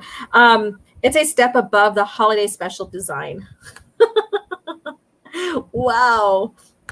All right, everybody's getting a kick out of this cover. Han in that pic is standing like someone shot him in the balls. Imagine walking into a public toilet and then you open the door to one of the booths and you see Han's face like that while he's sitting on the toilet. Oh, that's some serious constipation face right there. Yeah. Oh my God, that's so bad. All right, Amy Stahl, hello. Read the EU book Death Star for a better understanding of who designed and built the Death Stars. Yes, yeah, that's a good thing. If you want to learn a little bit more of that, there's slow parts in there, but it's a good read. I mean, you will have to just get past some stuff. Yeah, it's a book I haven't read. I own it, but it's kind of, if there's other things you haven't read, that one doesn't sail up as a priority, right? Yeah. But it's for lore reasons and stuff. It's an excellent read. Yeah. And Shane Nolan, yes, the Catalyst novel, which is Disney lore, details it in the Death Star. So this doesn't, the Catalyst novel does not go with the original lore. Yeah. Very different, very, very different. And so they take it and go off in a different direction with it. So it doesn't really, but I get what you're saying. It does detail probably the lady that looks like Vera, I think that's her name, Burra. Yeah. So there we go. And then let's see here. Let's go down. Yeah, was talking about the Skywalker name reveal. Yes. So probably talking about the comics in the new lore as well. I don't know. Yeah, it was. They did it in the Boba Fett comic in the new lore. Mm-hmm. Yeah, so they're trying to keep that kind of, I wouldn't say consistent because there's no consistency between any of the two lores, but they just rehashed it basically. Yeah, they just, I created this. No, you didn't. You just edited. Yes, you just took it from the original lore and edited it to fit your lore. So basically bastardizing the original lore. Yeah. And that's what I call it. That's what it is. Especially when you want to, alienate us fans who brought into the EU when the movies weren't, in between productions, or when there was no movies, the books, the novels, the EU kept Star Wars alive, right? And so to be ostracized or alienated or whatever for now saying that those are not relevant anymore, and then for creative freedom, you want to build your own lore and then go and slap us in the face with recreating the original lore. So, so all of us still hasn't gotten over that in a sense, because it's like I said, it's a slap in the face. It's terrible, and then you give these characters that are basically by name only because they don't have the same. And then you say, oh yeah, here you go. I give the EU people something. Here's Thrawn. Well, basically the Thrawn in the new EU, it doesn't come from Chiss or come from, Chisella or whatever. It doesn't come from the planet. And he comes from another planet within the same system that they're from. Basically his name isn't Mithran Nurodo. It's something else. He is gifted or adopted and given that name. So basically his arc, everything is not the same from the original Thrawn. Yeah, the Nogri character that killed Thrawn in the original lore got killed on Rebels. So it wouldn't even fit. Yeah, the Thrawn trilogy arc wouldn't even fit inside the lore because that's another factor why it wouldn't fit. Because Rook is the one that basically artfully kills Thrawn, and I love that ending. Even though Thrawn's death, we see the death of Thrawn. It was brilliant for how that was played out with the Nogri and him. So yeah, and there's no Sabayoth. There's no outbound flight, nothing like that in Disney Star Wars. Exactly. All right, Soul Assassin heard the Japanese Bane is a way better than, or the art basically is way better than the original version. Yes, all those Japanese arts that is used, in Star Wars, like even for the New Jedi Order, are amazing. Yeah, I've seen some of the Japanese book covers. They're fantastic. Yeah. Dang you, OG listened to Alliance last night after seeing your post. Well, good. I hope you enjoyed it. It's a fun read and listen. You get to see basically the beginning of Luke's, training, still trying to fit in all that. And you see it in these comics here. I'm going to go ahead and address a couple more chats and then we'll get back into the other. Let me get Amy right here. EU fans kept Star Wars alive when there was no Star Wars. Get rid of it was like saying we don't matter to Disney. It was a huge insult. Correct. So well, let's see here. It looks like Han is forcing one out and Chewie is downwind. He's like, no. Yep. Taking a big old breath of that fresh. Really. Gets it in the. Yeah. And it looks like he's not enjoying it either. All right, let's see here. He's it's like a Star Trek crossover. He's catching wind of the captain's log. Yeah, oh my God. And then it says illustration by Star Wars colorist Gabe Altebe. So there we go. Yeah. So and here, so this is another cover. Here's another cover right here. And this is number 6 here. And we have, the Vader's helmet here. It looks like this is from an image from the movie because it, looks. Yeah, excellent. Looks excellent. Mm-hmm. And then we have Leia here, Luke, and we have our basically our trio are basically the duet, basically. Quartet. Not quartet. There you go. Not duet, because duet's 2. Sorry. The quartet. So there we go. I was like, a duet? That didn't sound right to me. So basically, their mission from the Rebel discovered Han Solo, Chewie are being. So basically, this is the same story plot, summary here to it. And again, we have the same artists and all that. Carrying on to the next story. They're telling Leia, basically, you have thrusters, maneuver only wedge. So basically, you're trying to get her out of the situation. Her hand is covered in blood. Look at that. Yeah, she's. This is pretty grim. This would actually, if this was a movie, it would have been R-rated today because it shows human blood. Mm-hmm. Yeah. And basically, Wedge is telling her, let's start putting some distance between us and the reversion coordinates. So when the Star Destroyer comes out of light speed, so they're expecting the Star Destroyer to come out of light speed where they're at. So they know that they're followed. So because it's based on coordinates, not on tracking shit like fobs or what have you. There's no tracking fobs. Yeah. Yes, exactly. And I expect Raging Rider to come out, tracking fobs, holy shit. Getting all excited about that. But it's not right on top of us, So she basically, they want to coordinate kind of in a maneuver in such a way that when they come out, if they don't get out of that area, when they come out of light speed, that they're not going to get trampled on by the Star Destroyer. So positioning does matter also in these hyperspace lanes as well. So, so let's see here. And so basically, they ask Leia, are you hurt? A bit banged up, Tess, but I'm fine. So she's exaggerating. She's not, this is more than just a bit banged up. No, she's not exaggerating. Then she would have said, I'm dead.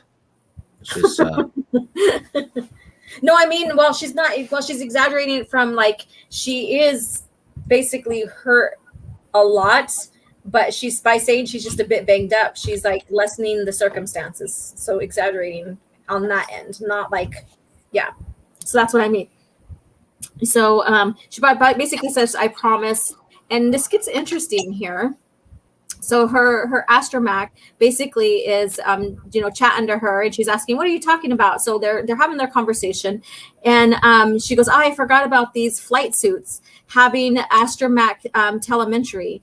Pressurize the suit, try to slow down the bleeding. So the astromech is quick, the new technology that's in the suits and in the X-Wing that they're flying, does have, some life support in there that would help, including the suit. And so the astromech is basically realizing that and helping her out to stop the bleeding. Yeah. Also, a side note, people are talking about the radio plays and in the chat. If you go to YouTube and search for Rebel Mission to Ord Mantell, it's a radio play written by Brian Daley, who wrote the 3 Han Solo books. It's available on YouTube. So it's it's 2 times 15 minutes, I think. Rebel Mission to Ord Mantell. Yeah. Proper EU stuff. Exactly. And I haven't listened to that in quite a long time. I need to. So thanks for reminding me on that. There's you could go through so many and still forget about all the other little tie-ins, add-ins, or whatever. Especially when it's radio drama and stuff. There's so much lore out there. Yeah, I think the Dark Forces had radio plays as well. Yep. I'm about to, I want to get them and listen. So for my video that I'm doing. It's cheesy as hell though, because some kind of animal bites Kal Katarn. Yeah. And since it's a play, they can't really describe it. So you hear like a bunch of snarling, and Katarn goes, "Oh, it has teeth like steel." Get it off. That's why it's called radio drama. Yeah, it's cheesy as hell. But still fun, it's always fun. It's awesome, but it's not good. It's one of those things that's it's so bad it's good.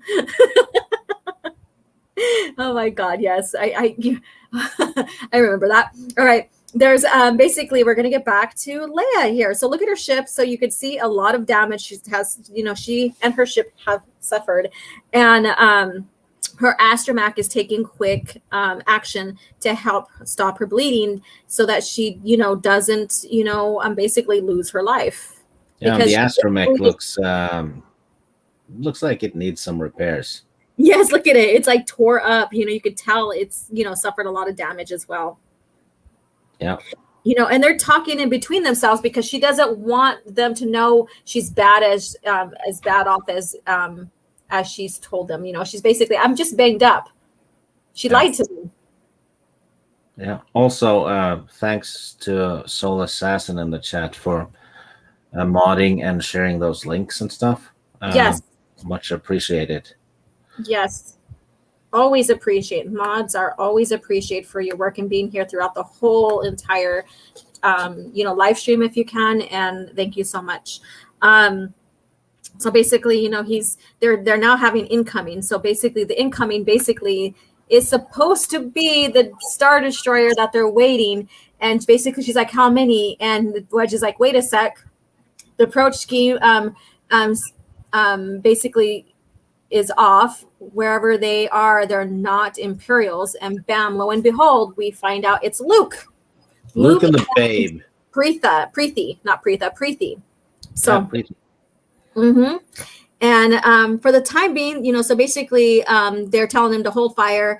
And for the time being, like Luke, but we're sitting, so basically he's asking if they're alive. We're sitting ducks here, so they're basically catching him up to speed.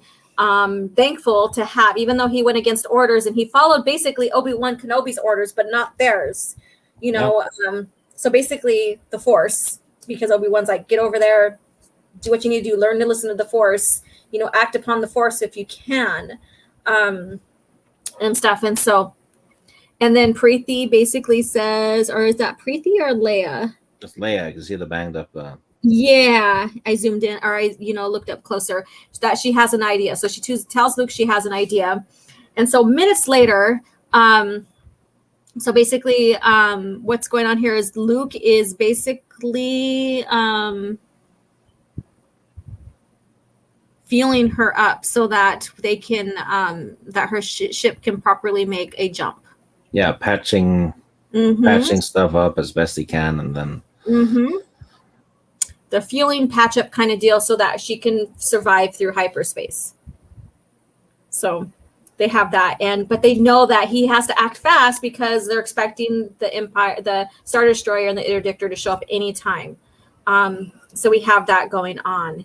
And of course, true Skywalker fashion, he is also, just like his father, that can fix things and, and all that stuff. So and then, so he makes it back to the ship. The astromech's going off. The astromech is yelling out Gina Carano's pronouns. Yes, it is, huh? Oh my God. R2, at first I had to think about that, and then I realized what you're referring to. So that took a quick second.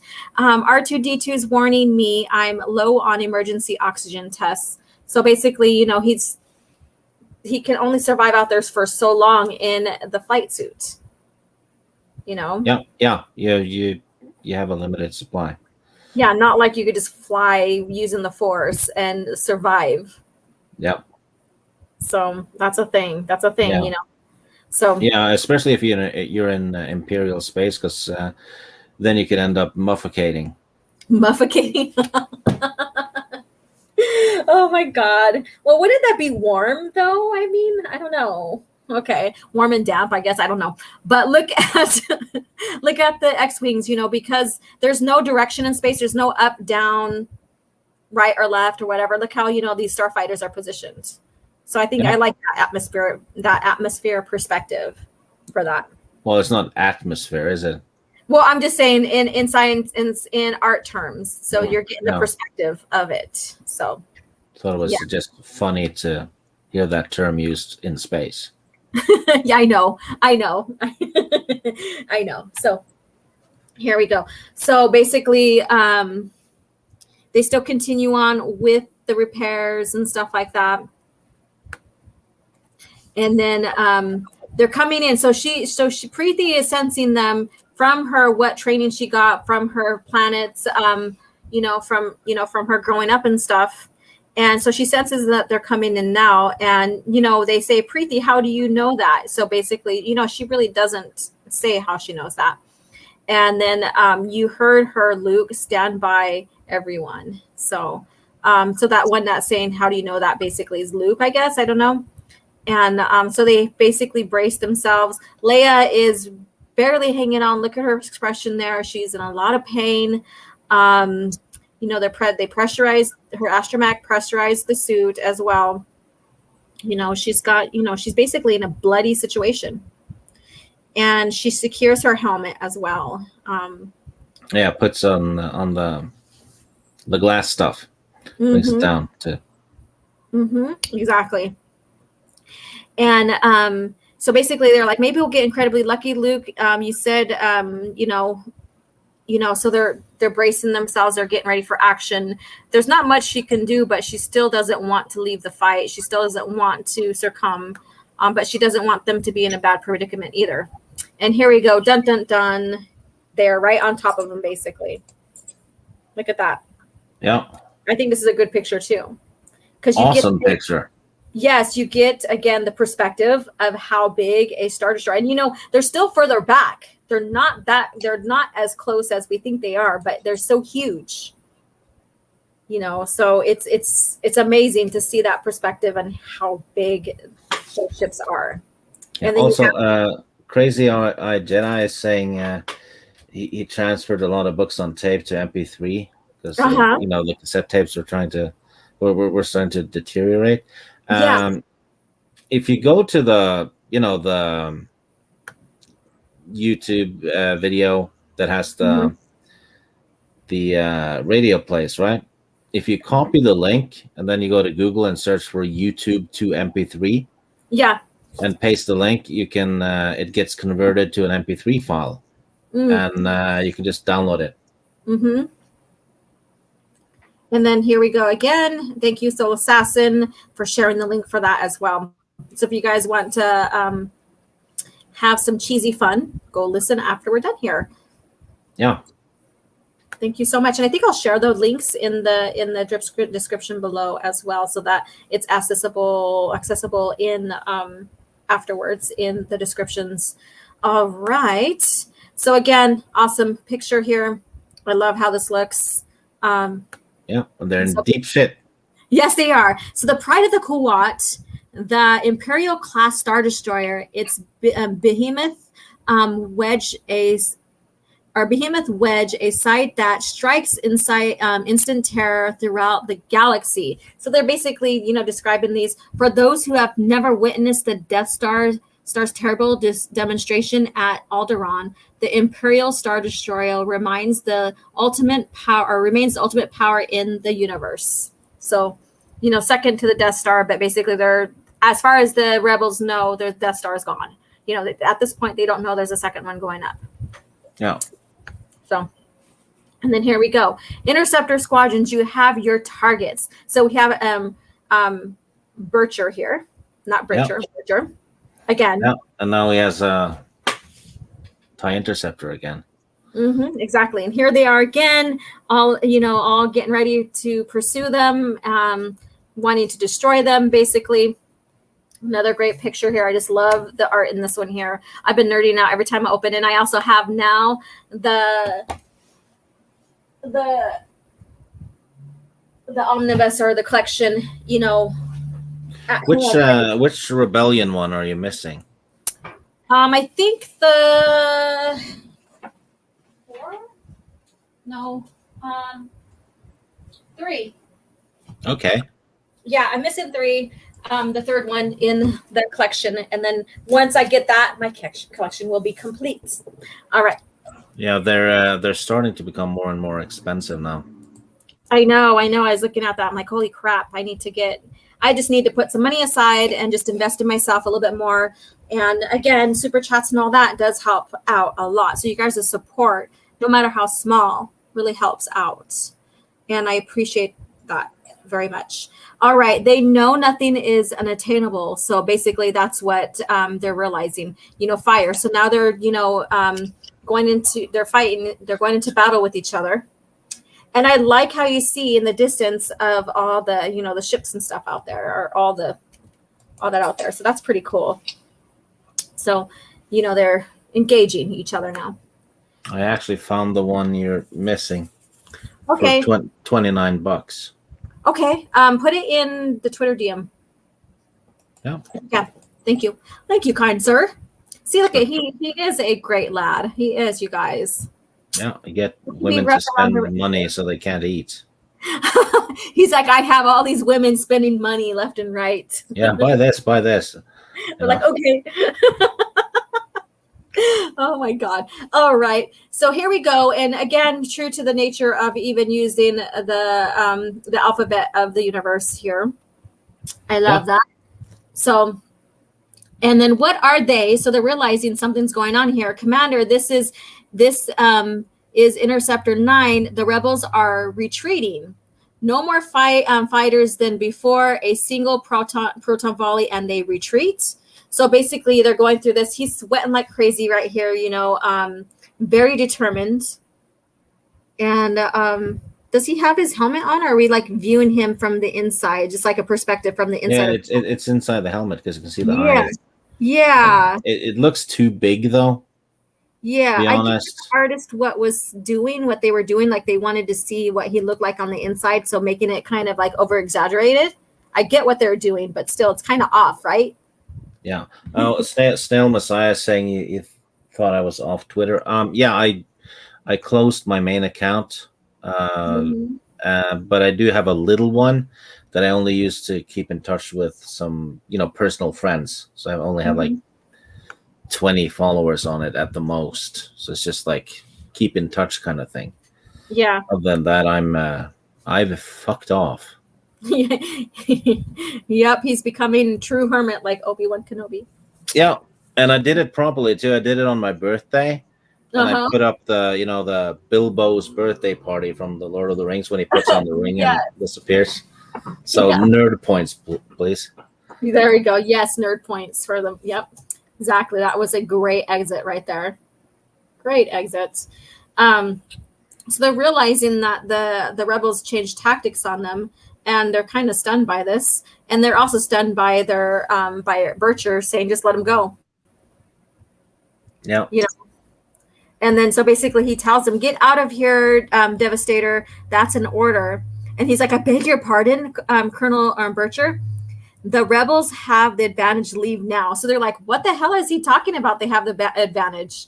And ejaculate in my moment of triumph. Sure, I will. And then I hardly think a handful of. So they're like, basically, they're like, what the hell are you talking about? Why do you want us to retreat? There's just a handful. But lo and behold, they get hit by that right there. And I forgot to point that out. This little detonator bomb, yes, that they planted. And they basically go to detonate it, and it does harm the fleet. And he knew that. So you see down here the Star Destroyer, and then there's the they get impacted. And it takes out the interdictor. Yeah. Strategically planned. Amazing. And I think it was Wedge that may have did that. I'm not sure. Yeah. Could be. Yeah, I have to go back. I didn't really get that, that detail. Really well done. Look at the ship. It's like basically done for. Yeah. Destructed. Yep. And then he's all devastator. If you survive this, I'm making this jump to fail-safe rendezvous Beta 1 now. So, of course, the Devastator is going to survive it because that's Vader's ship, and we do see him in it. The Vader's ship is the Executor. The Executor. Okay, that's right. It's not Devastator. I get those two confused for whatever. The Executor is way bigger. That's right. Bigger, and then it's black, right? Yeah. Yeah, there we go. All right. So I get those two confused. Devastator. Yeah, you can see it takes out the shields first, too. You even see it in the second to last. Exactly. Shields first, then the hull. Very well done. Very well done. And then so we have that. Leia, blast it, R2A3. Can you link up with the Senator's R2 unit? So basically they need to slave her ship so that they can make the jump because she's not in any condition right now. And I think because the pressure suit from what I got, not only helped, stop her internal bleeding and stuff like that, it also put her into a coma so that she can, a coma to help her survive is what I'm trying to say. So, so it kind of puts her to sleep, to, comatoses her a little bit to help her out as well. So they're slaving her ship. They're getting ready for the jump. And then they do make it back to the Rebel fleet. Mon Mothma is watching down here and realizes that, the amount of damage Leia and her ship went through. And the med droid here basically says she has sustained a considerable amount of injury, and he's reporting. And so here we have it. This is her in the Bacta tank. So basically Luke's like, will she recover? And he's like, that's basically what the Bacta treatment is for. No, it's not instant spray like on the Mandalorian. Yeah, right? You just don't you're almost dead and your vital organs are messed up. Let's just spray you and then have you physically fight a TIE fighter 10 minutes later. Yeah, and when you read like Invincible, when Jaina and her brother have their final duel, after that's done, she is in the Bacta for like almost a week recovering. Yeah. And so it's not like this instant heal, spray, fix all kind of deal. Bacta is incredibly expensive. Exactly. And it's not even like you could put on a suit and then all of a sudden wake up and walk away from a massive spinal injury. No. Like you see with Finn. So... And so she, and this is what I was just saying, her pressurized suit, which stopped most of the bleeding, her astromech adjusted life support to in effect, to lower her into a mild type of a coma. This is no doubt a very clever way of saving her life, basically. So the astromech thought quick, which saved her life. So that was brilliant. And those are something that's kind of new within those X-Wings, that the newer type of X-Wings that they have. And so that, basically was something that the astromech was caught onto and used, and it proven well. It proven, to be useful, So let's see here. And then so we have, the two main Astros, C-3PO and R2 just, watching over her. And then later, Mon Mothma's kind of like, she's like, Leia didn't need to be in there. She's basically told him, I've read the reports, Lieutenant Antilles. You are always clear and concise. And, I've always loved Antilles. He's such a great character in the lore. Oh, yeah. Wedge is awesome. One of the characters that were really fleshed out in the EU. Yes, his story is phenomenal, and what he has gone through, and what he's gone through, even within the Corellian trilogy, all the way led up into Legacy of the Force, where you had families fighting families and friends fighting friends during that time. So very good. And but basically, she's like, but it doesn't tell me why Princess of Alderaan and the figurehead of this rebellion is in Bacta therapy. So basically, she's like, why did she have to go get involved? But we know that in the story, Mon Mothma really didn't want to know a lot that's going on because of the fact that they had a rebel spy among them. So, and how, yes, your report tells me that much, but why was she in this position? And he's like, forgive me, ma'am, but it's my understanding this is a classified matter by your orders. And she basically says, you're right. Of course, this was fully updated on the mission details. I knew the risk that was that the Senator Organa was taking. I was unprepared for the consequences. Realizing, as a leader, putting yourself out there can also be detrimental to the rebellion, to their cause if they die. Yep. So that's stuff. That's a lesson that Leia hopefully learned the hard way. Mm-hmm. She did. Because how many times have she's gone through like destroying an X-Wing already within these like few comics that we've read? Yeah. How many, like 2 or 3 times she's had her, or 2 times she's had her. She's been, well, to be fair, Luke crashes quite often too. Well, yeah, I know. I'm just saying, like with her and her circumstances here. Yeah, she's wasting resources. Mm-hmm. Yeah. And so basically, she says the Rebel Alliance is in grave place right now. The Senator has uncovered leaks in our security, as you already are no doubt aware of. These leaks threaten the existence of the Alliance itself. So they're still trying to figure out where the leaks is. They uncovered the leaks, but they need to find out who's responsible for it. Yeah, and by having Luke and Wedge be there and save Leia, they know that none of them. Actually, she knows that neither Luke and Wedge are leaking. So she fills them in the same way she did with Leia in the previous comic. Yeah. And so now they are fully a part of this mission that's Leia's undertaking because of this. So, she was talking about Han Solo as well. That's right. And so basically she's like, and Han Solo, Solo was sent to Coruscant to an old contact of the rebellions to purchase weapons systems. So basically, purchase a weapon system, which basically he was betrayed because it wasn't who they thought it was, and so now he is, hiding. He has to get off planet. He's in some circumstances. He's got, Boba Fett or the bounty hunters against, looking for him as well. So he is, got a lot going on his end right now, but they don't know that because he has been silenced for a while. Yep.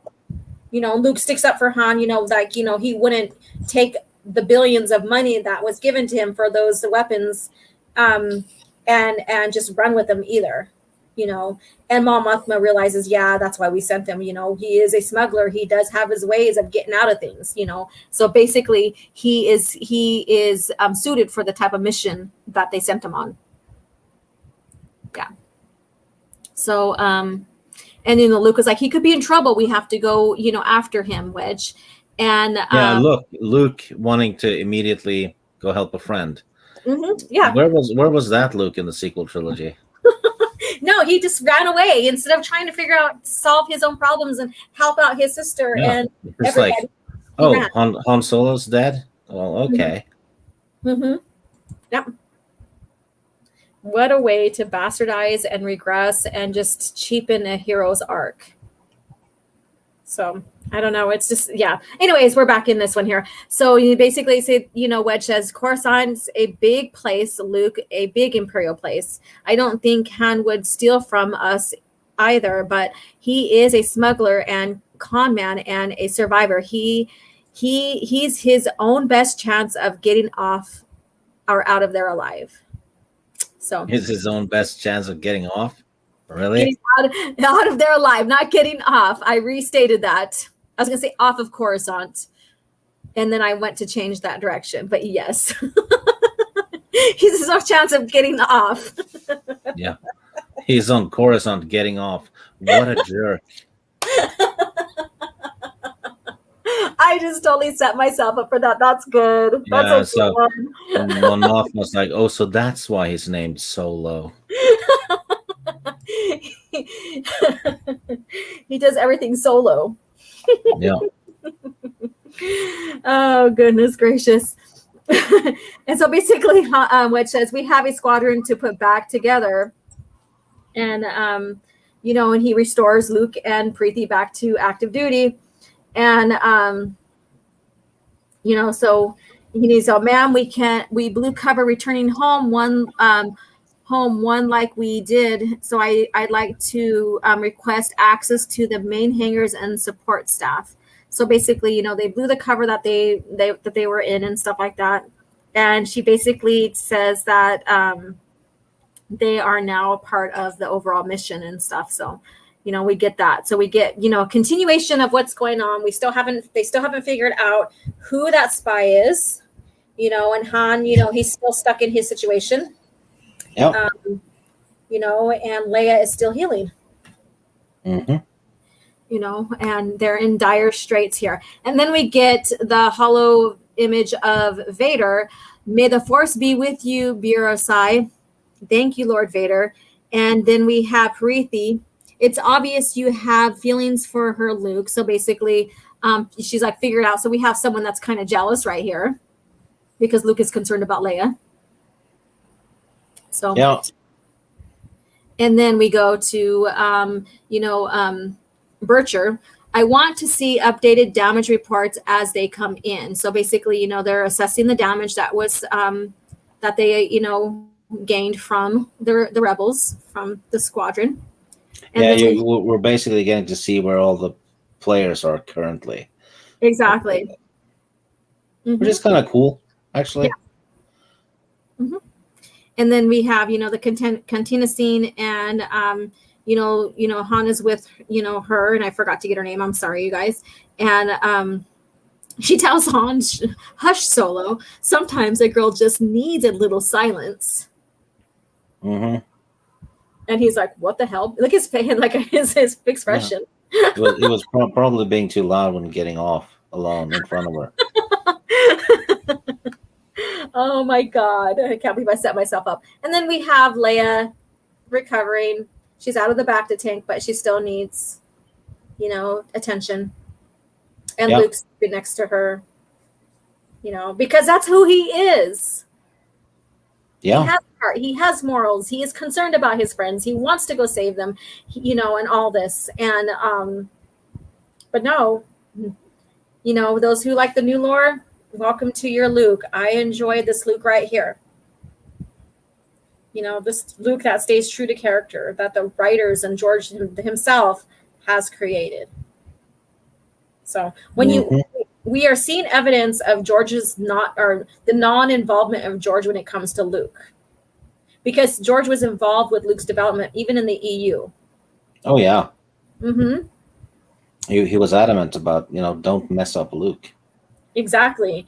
And so we get the true Luke here with George's guidance, approval, and what have you. So this is who Luke's supposed to be. So, and then, so that's the end of these two here. And the next one is 7 and 8. Basically, we get the continued adventures of this and the stark image of Darth Vader, which is kind of cool here. Yeah, that's a cool cover. Yeah, he looks brooding there, Yeah, really like it. So what do you think about these last two comics, since we're getting more into the story and is slowly unleashing and giving us, what's going on, moving the story along? Move along. Well, I'd give the last two comics a combined 8 out of 10. They stuck to the lore perfectly. They expanded the lore, and well written, and the artwork is amazing. Yes. And the characters are behaving the way they're supposed to. Mm-hmm. Exactly. So there's continuity. There's complete continuity. Mm-hmm. So, yeah. Yeah. Excellent product. Performs as advertised. Yeah. Matt Wilkins, Stig's nickname is Pumpkin Sweet Cheeks for obvious reason. Okay. I don't know. I don't want to know why you know that. I've never heard it before. And then Matt Wilkins again, Wedge's taste of women was just as good. And then he goes on to Wedge's taste of women tastes like chicken. Yeah, he's right. Until he gets with Ayala. It's like He likes his drumsticks. And then OG, has Stig received all of his shots? I'm not talking about the vaccine. I'm asking rabies and such. I don't know anything about that. I don't know. Is he planning to visit? Are you planning to visit, Matt? All right. Soul Assassin, wasn't Luke in a Bacta tank for a while after Return of the Jedi? Because of the Force lightning? Yes. Yeah, the Force lightning damaged his bones, actually. So yes, calcified, right? Yeah, when he screams from that Force lightning, there's a good reason for it. Exactly. All right. Bacta originated from Manan. Kolto. That's Kolto, but I think Bacta was based on Kolto. It's basically early Bacta, I think. Yeah. Don't take my word for that, though. Yeah. I'm not recalling it offhand, but I'll take a look, and so maybe I'll do that as a little history lore thing on Twitter. Yeah, because the Kolto stuff is heavily featured in the KOTOR games. Yeah. So it's like a precursor to the Bacta. So I guess he's kind of right. Yeah, and Bacta is not just one thing. It's like it's a mixture of different strands of bacteria and stuff like that make up the Bacta, from my understanding. So it's not just one thing either. So yeah. And my nerdy home, hey there, lady, how are you doing? Glad you are dropping in to listen to us discuss this lore and say some cheesy, crazy stuff at each other as well. And then Soul Assassin, I'm guessing that's from my slip. So, and setting myself up for that kind of mirrors the end scene of Empire. Yeah. Yeah. But this time, Leia, not Luke. So, yep. And then they use Kolto in SWTOR. So, yeah. And then Kolto was the Old Republic version of Bacta. And I think, Yeah, but I don't think they would have had Bacta if they hadn't had Kolto before, because that kind of started the thing. Yeah, exactly. And then so Bacta was an organic chemical substance that consisted of gelatinous translucent red algae and cavum bacterial particles that were mixed with a colorless viscous fluid known as embori. Yeah, so I think Kolto was algae. It comes from, so it originated from Difera. So they kind of expand a little bit on it in the Darkness trilogy. I think that one and another, I think. Yeah, they had to, because one of the chickens bit Wedge. Oh my God. Okay. But anyways, yeah, so that's some history on that. So, and it says throughout, it says it's effective against every type of energy and element across an increasable cross-section of species throughout the galaxy. It was considered the best medicine available anywhere, replacing the previously used Kolto. Yeah. Yep. There you go, guys. There you go. So little history on that. So it's better than the Kolto. So but we do see like an evolution of, healing substances, I guess you can say. Yeah, and technology in general. And it says gelatinous cube eats village. Oh, they do in D&D. Dun, dun, dun. Yeah. That's actually it's a D&D monster, actually, gelatinous cube. Thank you for the tip, actually, because I'm gonna, we're playing D&D on Sunday, so gelatinous cube. Maybe it will eat Alora.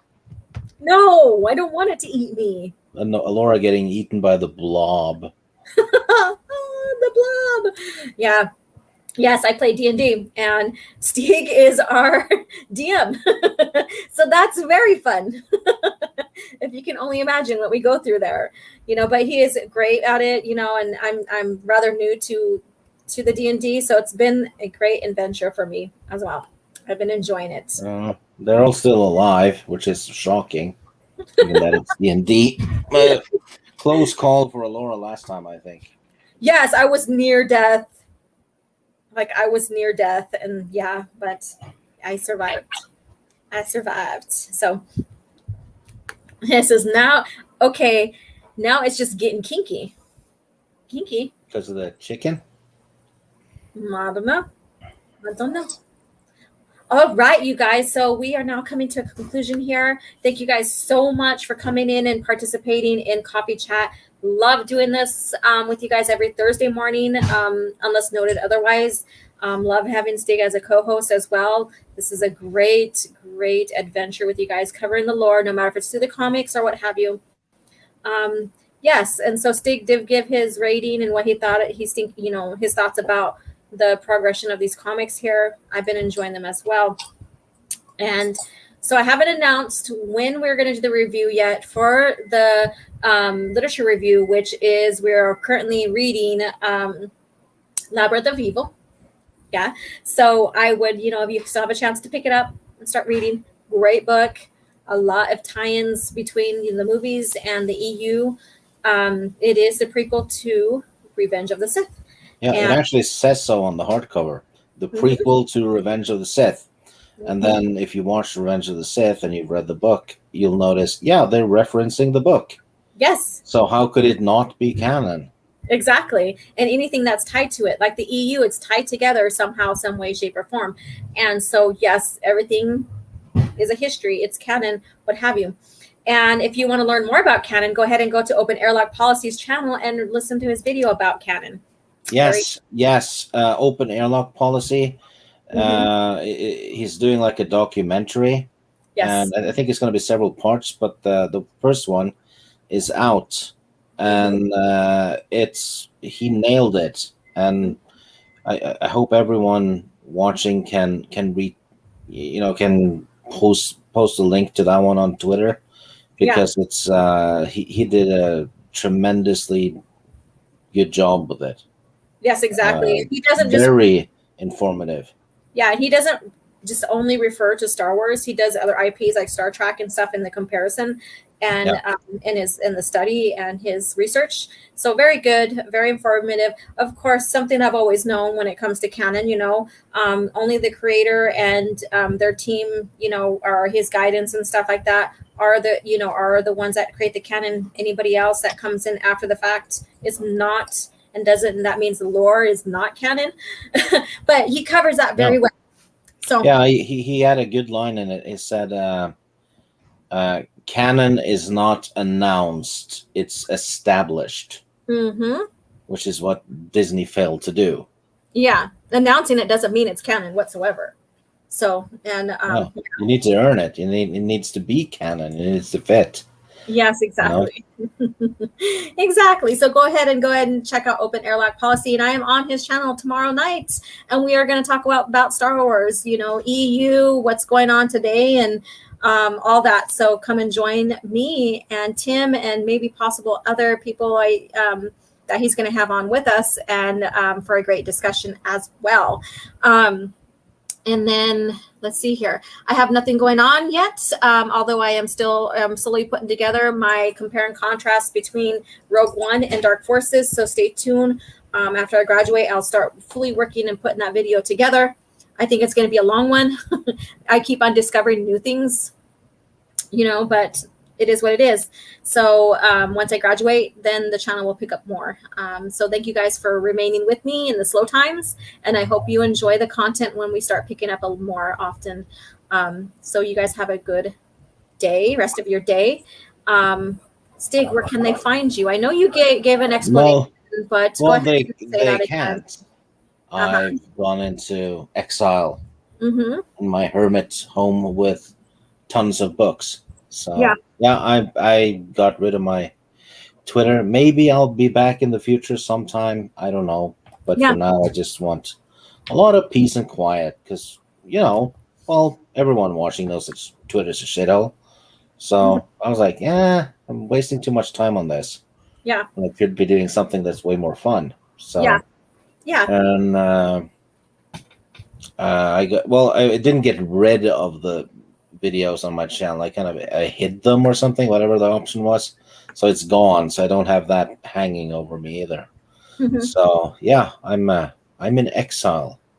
Yeah, he's in exile right now. So, but no, you don't worry. You can always catch his, his delightful, positive, punny self here on as a co-host on Coffee Chat, and then on other channels that that he gets invited on that he feels that he can dedicate his time to, because he's divvying out his time in a smart manner that suits him and gets him out of the Twitter shithole, I guess you can say. Yeah, on YouTube as well, because I figured I don't want to talk about pop culture so much, because it never stops. It never, there's always Kennedy has said this kind of shit, and then Amber Heard or Brie Larson has done something, and pardon my English, but I don't give a fuck. Yeah. So whenever I'm on YouTube now, it's on stuff that I like to do. Yeah. Either the Geek Blends trivia things on Mondays, which is fun, or this channel, for Coffee Chat, Sporkings News Podcast, talking about the Game of Thrones books, which is awesome. And sometimes I'm on the Florida Man with Lorena. Yeah. Which is also fun and very informative, actually. Because she presents it in a way that makes you learn stuff about Florida and the history as well. So I just do fun stuff and let other people be angry at Brie Larson and things. And Kennedy, for the 100th time leaving or has been fired. And Kennedy is out of Disney again. I think it's the 37th time. And you know what? I'm going to make a prediction, though, because all these YouTubers they've said it 37 times. But sooner or later, though, they're going to be right. Mm-hmm. And you can watch all of them start bragging about, hey, yeah, we reported this. Mm-hmm. Right? Yeah, 37 times. So you got it right once, right? Yeah. They say what the clock is, like a broken clock is always right at least one or two times. Yeah, Soul Assassin says I picked a good time to leave. Mm-hmm. There's drama all over Twitter now. That's not my fault. Mm-hmm. I picked my birthday to leave because I wanted to use the Bilbo gif. Laura knows this. I kind of announced it way before any drama. Yeah, exactly. Yeah, I said it. I'm gonna haul ass and Yeah, and I thought this is a perfect shirt to wear. It's Empire Strikes Back. It has Vader and Boba Fett and all them on here. And these comics are in between. It's more close to the to A New Hope than it is Empire Strikes Back, but still it's in between the two. So I thought that since we're dealing with these characters, this would be a good sweatshirt to wear. So thank you again for everybody who has participated. And again, we will see you. One more announcement before I leave.